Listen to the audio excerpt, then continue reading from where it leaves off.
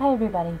So tonight's craft is actually a summer table scatter, nautical display, nautical wedding, beach wedding, works for anything.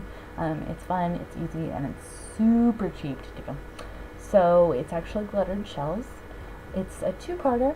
I'm going to show you how to do the ombre glitter in a second post, so hold on for that one. This one's just going to be how to do details and what materials I use on the basic outline shells.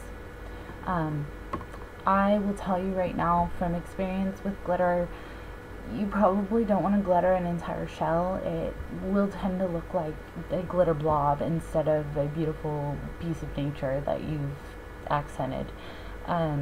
So keep that in mind when you're glittering. The only real way I like to do that is with the ombre, so check that tutorial out. But first things first, you're going to need some basic supplies. I'll show you how to do the spiny shells, and I'm sorry for shell aficionados, I know nothing about these as far as correct names. I've got the one that looks like a unicorn horn, which is appropriate for glittering. The clam looking shells are my favorite to do the glitter edging. They just look spectacular. And I've also done some glitter edging on some faux sea glass, which you can find at most craft supply stores. You don't have to comb the beach, even though that's probably the best part of the craft. So let's just move everything out of the way really quick, and I will show you what you're going to need. First things first, the glue of the gods. I will say it over and over again. Mod Podge for any glittering need. It is incredible, and it will hold on. I'm going to put my glittering tray up here. So, we need shells of various shapes and sizes, enough to cover your table, fill your bowl, whatever you're doing with them. You can find these at most craft supply stores. They usually carry them all year round. Sometimes that's not the case, it really depends. You can also sometimes find them in the summer months at the dollar stores or other home decorating stores. Just make sure you don't spend too much for them. If you're anything like me, I craft a lot, and that can get expensive. So, shells, sea glass, again, you can find this at most craft supply stores, 99-cent stores, where you would find your shells.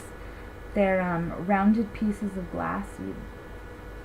Be careful, they're still sharp. I've cut myself on this a couple times. You're also going to need some glitter. I'm going to go with a teal today, and then the Martha Stewart yellow gold, which is kind of a champagne gold, and kind of a sandy color. It'll give some pop to my collection. So the first thing I'm going to show you how to do, sorry guys, my foot's falling asleep. We're going to get a small paintbrush to do the edging, because we don't want a huge one. We don't really want it overlapping. So I don't even use the bristles. I just get glue on the body of the paintbrush, and then I run that over the edges of the glass. It's super easy. Again, just be careful, you're still working with glass, even if the edges have been softened a little. And on this craft, you're going to want to make sure that you're okay with getting a little glue on you, because I can guarantee you will.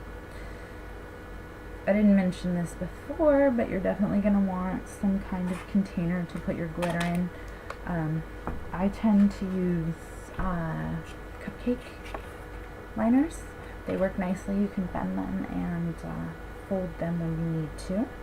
So why don't we, on this green glass, put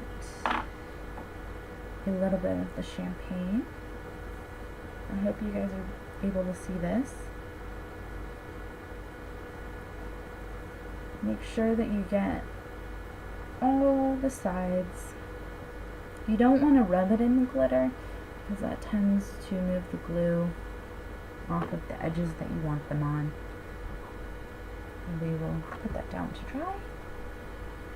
The next thing I will show you guys how to edge is the clamshells, or whatever the proper name would be, excuse me.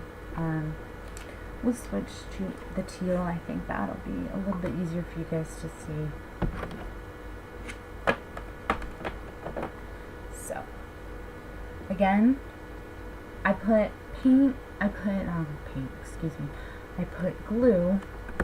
on the body of the paintbrush and just kind of roll the edges along.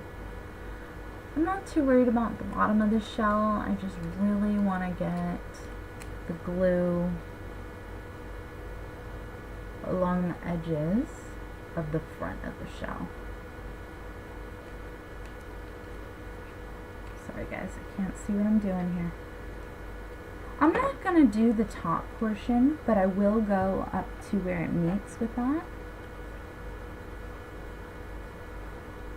So I don't think that every shell needs to be covered in glitter. Shells themselves are quite beautiful, and the whole point of having a natural beach tablescape or decoration is just that it's natural and beachy. So let's keep it that way. So, again, glittered the edges. There we go. We're not really worrying about the inside. That glue will dry. The little bit of glitter that's running along the edge, you know, not a problem. We can always glitter the inside if we want. Some people really like a solid inside. I personally don't. Again, I like to keep the beauty of the shell, but again, it's up to you. So, the next one I'll do is the spiny ones. These are some of my favorite ones to edge because they just have so much detail, and even just accenting the spines doesn't detract from the natural beauty of the shell. So let's do this one in the teal as well so you guys can really see. Again, body of the paintbrush, not necessarily the brushes or the bristles of the brush. Just gonna run it along the spine.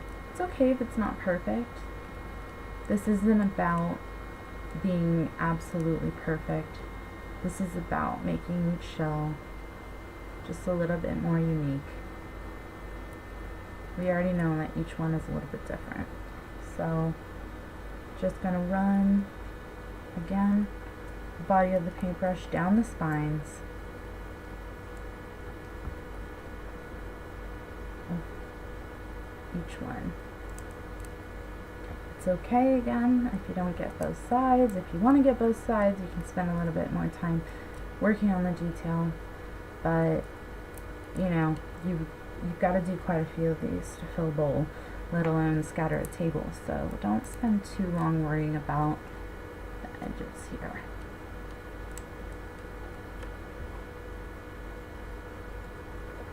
Now we just have to do this one last bit. And now the best part, we're going to have to find a spot that's dry enough to hold, and we're going to outline the edges. This I will use the bristle for, but again, I'm not really painting it on there and just rubbing the brush down the side, and the glue is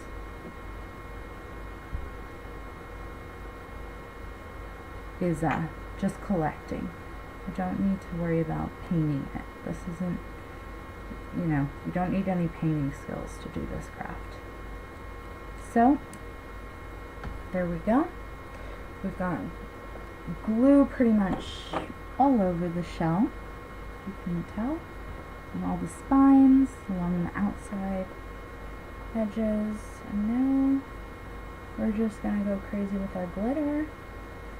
Make sure you're working on a spot that you can really, you know, work with glitter. Don't work on a table that you're worried about. Definitely put a tray down or a large piece of paper, something that you can clean up easily. I always work with glitter trays. Just personal choice. Since most of my crafts have to do with glitter, keeps my desk from being too crazy. Now let's I've put my finger on the inside, but I'm really careful not to mess with the edging that I did on the inside. So you gotta make sure that you're, or you could be like me and be totally clumsy. Make sure your grip isn't too slippery here. So there we go. That one is done. It'll dry probably within the next 20 minutes. I'll be able to actually pick it up. But you should always leave it to dry 24 hours before putting them all together, because Mod Podge will melt onto each other, like they will meld if they're not completely dry, so don't do that. And that's pretty much it. I think you guys get the picture. I will tell you, when doing the unicorn horn, run your finger. Don't worry too much about not getting in the groove. In fact, I'll show you. Don't worry too much about not getting in the grooves. Just run your brush along the spine like that, and see, it's a little messy, it's out of the groove. These shells are so cool because you can just run your hand along it and it'll take all that extra glue away and leave it just in your groove. If you guys can see that.